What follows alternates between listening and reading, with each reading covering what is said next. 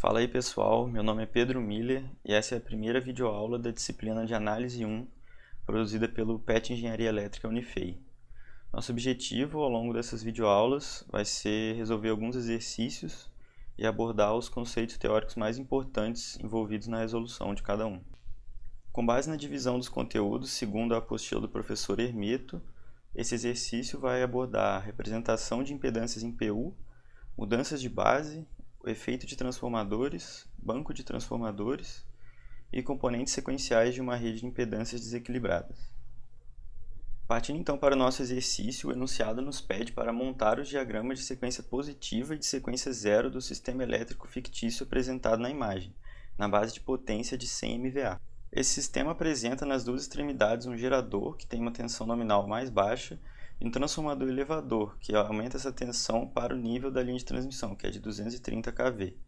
E na imagem já são fornecidas as tensões nominais das barras. E são fornecidos mais alguns dados em relação aos demais componentes. Os dois geradores são conectados em estrela aterrada, apresentam as mesmas tensões nominais das barras onde estão conectados. Então o gerador 1 apresenta tensão nominal de 6,6 kV, assim como a barra 1, e o gerador 2, 3,8 kV, assim como a barra 4. São fornecidas também as potências nominais de cada gerador e suas reatâncias percentuais, cada uma na própria base de potência do respectivo gerador. Já em relação aos transformadores, o transformador representado por T1 é na verdade um banco de transformadores monofásicos, conectados do lado de baixa em delta e do lado de alta em estrela aterrada. É importante notar que os valores nominais apresentados para tensão, potência e reatância se referem a cada unidade monofásica do banco, e não ao banco trifásico como um todo. Já o transformador 2 é uma unidade trifásica conectada em estrela aterrada dos dois lados e também tem as tensões nominais de acordo com as barras onde está conectado. Potência nominal de 160 MVA e a reatância já em PU de 0,08. A linha de transmissão tem um comprimento de 89 km e são dadas a resistência e a reatância por quilômetro, tanto da sequência positiva quanto de sequência zero. A potência base pedida no enunciado foi de 100 MVA e as tensões de base são sempre as tensões das barras, em kV. Partindo então para a resolução do exercício, começando pela sequência positiva. Quanto ao gerador G1, foi fornecida sua reatância percentual na própria base do equipamento. Portanto, primeiramente é preciso dividir por 100 para converter para PU. E em seguida fazer uma mudança de base. Para isso é calculada a tensão nominal do gerador dividido pela tensão base considerada, que é a própria tensão nominal da barra onde ele está conectado. Tudo isso elevado ao quadrado, multiplicando a potência base considerada de 100 MVA, pedida no enunciado, dividido pela potência nominal do gerador. Lembrando que os valores de tensão devem estar todos em kV e os de potência devem estar todos em MVA, para que os cálculos fiquem condizentes. Substituindo então os valores, vemos que a tensão nominal do gerador é igual à tensão da barra onde ele está conectado, portanto não terá influência no resultado final. Temos a potência base considerada de 100 MVA, dividido pela potência do próprio gerador, que é 60 MVA, e multiplicando a reatância percentual fornecida de 12% dividida por 100. Efetuando os cálculos, a reatância desse gerador em PU é de 0,2, já nas bases do sistema. Para o gerador G2, o processo é exatamente o mesmo, apenas substituindo os valores correspondentes. A tensão nominal desse gerador é 3,8 kV, que é a mesma da barra onde ele está conectado. A potência continua sendo 100 MVA de base, e a potência desse gerador é de 140 MVA. E por fim, a reatância percentual fornecida foi de 7%. Efetuando os cálculos, resulta em uma reatância em PU nas bases do sistema de 0,05. Quanto ao banco de transformadores T1, é interessante observar que suas conexões poderiam ser deduzidas mesmo que essa informação não tivesse sido fornecida no enunciado. Elas poderiam ser deduzidas a partir dos valores de tensão nominal da baixa e da alta fornecidos. O valor de tensão nominal fornecido para a unidade monofásica é o mesmo da tensão nominal da barra onde esse banco de transformadores está conectado. Portanto, para que a tensão nominal da unidade monofásica corresponda à tensão nominal da barra onde ele está conectado, ele só pode estar conectado em delta. Já para a alta, a tensão nominal da unidade monofásica é de 132,8 kV, que tem uma relação de raiz de 3 com a tensão nominal da barra onde esse banco de transformadores está conectado. Por isso, é possível deduzir que sua conexão é em estrela, para que a tensão nominal da barra corresponda com a tensão nominal da unidade monofásica. A única informação que não poderia ser inferida é se essa estrela é aterrada ou não. Por isso, a conexão foi informada no enunciado, especificando que era uma estrela aterrada. Para o cálculo da reatância trifásica do banco T1, o processo é semelhante ao visto anteriormente para os geradores, com a diferença de que se deve ser multiplicada a potência nominal das unidades monofásicas por 3, já que são 3 unidades monofásicas conectadas. Substituindo os valores, temos 0,14 PU, que foi o valor informado, a potência base 100, 3 vezes a potência do equipamento, e mais uma vez a tensão nominal do equipamento igual a tensão base. Caso fossem utilizados os valores da alta, deveria ser multiplicado o numerador, que é a tensão nominal do banco monofásico, por raiz de 3, para que ele ficasse com um valor compatível com a tensão nominal da barra onde ele está conectado. Efetuando os cálculos, se obtém 0,156 PU para a reatância trifásica do banco de transformadores T1 nas bases do sistema. Já no caso do transformador T2, que é um transformador trifásico, os cálculos são muito semelhantes aos dos geradores, com a diferença de que a reatância foi dada já em PU nas bases do equipamento e não em porcentagem como foi dado para os geradores. Fora isso, os cálculos de conversão de base são exatamente os mesmos. Então, substituindo os valores, mais uma vez a tensão igual à tensão de base, a conversão pela potência de 100 MVA e o valor informado de reatância de 0,08 PU. Efetuando os cálculos, chega-se a 0,05 para a reatância em PU nas bases do sistema.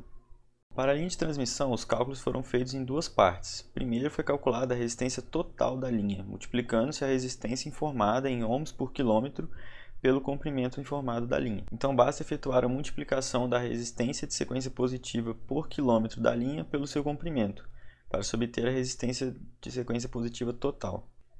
Em seguida, para calcular essa resistência em PU, bastaria dividir a resistência total em ohms pela impedância base do sistema, que equivale a fazer a seguinte multiplicação pela potência base adotada de 100 MVA sobre a tensão base da barra onde está a linha ao quadrado.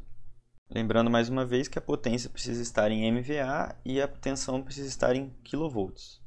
Fazendo então os cálculos, temos o valor calculado anteriormente, a potência base e a tensão base da linha, que é de 230 kV. Realizando esses cálculos, resulta em 0,00877 PU como a resistência de sequência positiva dessa linha. Como pode-se observar, uma resistência bem baixa, afinal deve ser assim, pois toda a resistência da linha de transmissão representa perda ativa no sistema. Então, quanto mais baixa essa resistência, melhor. Para o cálculo da reatância, o processo é exatamente o mesmo. Multiplique-se a reatância por quilômetro pelo comprimento da linha, segundo o valor informado na tabela, e obtém-se a reatância total da linha em ohms. Fazendo mais uma vez o cálculo para passar a reatância de ohms para PU, são os mesmos valores de base de potência e tensão, portanto, efetuando os cálculos, obtém-se 0,0854 PU para a reatância dessa linha de sequência positiva. De posse de todos esses valores calculados, pode-se então montar o diagrama de sequência positiva desse sistema elétrico fictício. Todas as reatâncias calculadas são indutivas, por isso apresentam a letra J, que indica o defasamento de mais 90 graus. O único componente resistível desse sistema é a linha de transmissão. Os geradores são representados por uma fonte de tensão alternada de 1 PU, atrás da reatância calculada para eles. Os transformadores são representados apenas por sua reatância calculada, e a linha de transmissão por sua resistência mais reatância. O defasamento angular proveniente da conexão delta estrela-aterrado do banco de transformadores T1 não foi considerado nesse exercício, mas será abordado em outros exercícios futuramente. E o fato das reatâncias tanto do transformador T2 quanto do gerador G2 terem sido iguais foi apenas uma coincidência e não tem nenhuma relação com a resolução do exercício. Tanto para o modelo dos geradores quanto para o modelo dos transformadores poderiam ser consideradas resistências, porém esses valores são muito baixos e muito menores do que as reatâncias desses componentes, por isso é comum representarmos apenas a parte reativa. Em circuitos passivos, ou seja, que não apresentam elementos rotativos, como geradores e motores, o diagrama de sequência negativa é igual ao diagrama de sequência positiva, exceto pelo fato de que não há as fontes de tensão representadas. Nesse sistema, como há a presença de geradores, suas reatâncias de sequência negativa poderiam ser diferentes das reatâncias de sequência positiva, mas como não foi informado no enunciado, consideramos os mesmos valores. Portanto, o diagrama de sequência negativa seria praticamente igual ao de sequência positiva, exceto pelo fato de que não seriam representadas as fontes de tensão atrás das reatâncias dos geradores. Passando então para a montagem do diagrama de sequência zero, como o enunciado informou apenas um valor de reatância para cada gerador, esse valor pode ser usado tanto para a sequência positiva quanto para a sequência zero. Por isso, os valores de reatância considerados para o diagrama de sequência zero serão os mesmos calculados anteriormente, tanto para o gerador 1 quanto para o gerador 2. A situação dos transformadores é a mesma. Como o enunciado forneceu apenas um valor de reatância para cada um deles, serão utilizados os mesmos valores calculados para a sequência positiva. Porém, mesmo apresentando os mesmos valores numéricos, as ligações no diagrama de sequência zero vão ser diferentes, devido à conexão delta estrela observada no transformador T1. O cálculo de sequência zero para a linha de transmissão é exatamente o mesmo da sequência positiva, mudando apenas os valores. Portanto, mais uma vez é multiplicada a resistência por quilômetro pelo comprimento total da linha, e substituindo os valores, obtém-se 8,766 ohms. Portanto, fazendo mais uma vez a conversão para PU, segundo a fórmula já apresentada, e substituindo os valores numéricos, encontramos 0,0166 PU para a resistência de sequência zero dessa linha de transmissão. Repetindo os mesmos cálculos para a reatância e substituindo os respectivos valores, obtemos primeiramente a reatância total em ohms dessa linha de transmissão, na sequência zero. Efetuando mais uma vez a conversão para PU e substituindo os devidos valores, chegamos ao valor em PU da reatância de sequência zero dessa linha de transmissão, que é de 0,17 PU. E com isso montamos o diagrama de sequência zero do nosso sistema fictício.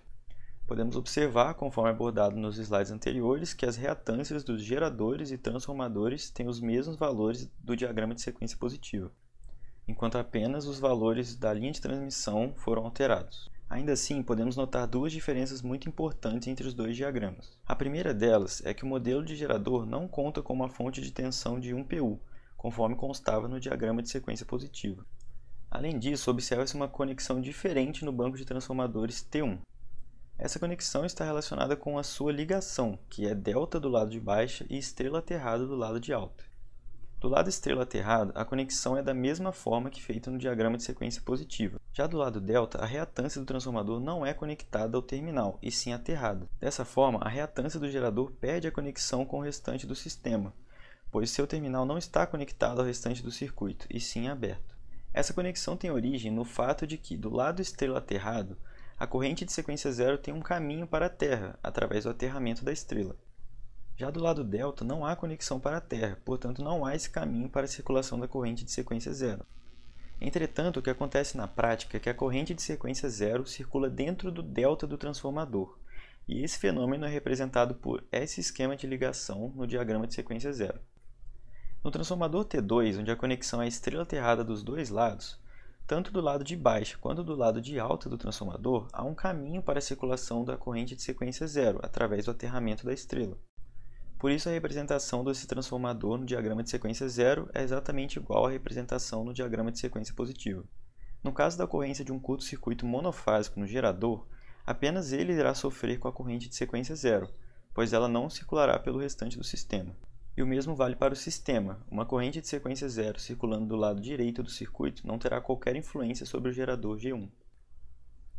Finalizamos então nosso primeiro exercício, que aborda diversos conceitos do início da matéria de análise 1. Agradeço muito a atenção de todos, peço que mandem críticas e sugestões para que possamos melhorar cada vez mais. E se gostaram, peço que curtam o vídeo, se inscrevam no canal para acompanhar mais videoaulas como essa, tanto de análise 1 como também de diversas outras disciplinas que o PET Elétrico está produzindo. Então é isso, muito obrigado e até o próximo vídeo.